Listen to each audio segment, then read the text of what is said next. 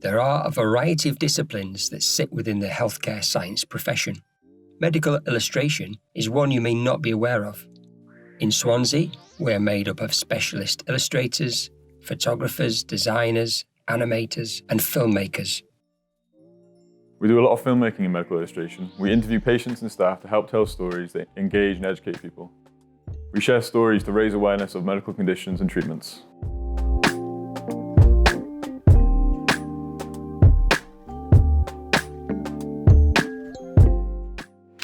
Clinical photographers support all disciplines in the NHS, so no 2 days are ever the same.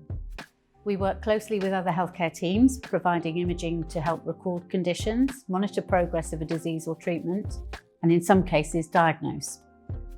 As well as the clinical side of our work, we can use our skills to record other events or photograph equipment.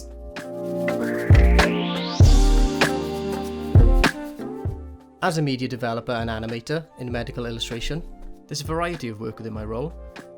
I help with creating patient literature animations and learning materials, as well as logo designs and social media content. It's a great role for the creative person and those with an interest in the medical field. Swansea has a fantastic medical school, and we support clinical staff in their teaching by producing a range of educational media.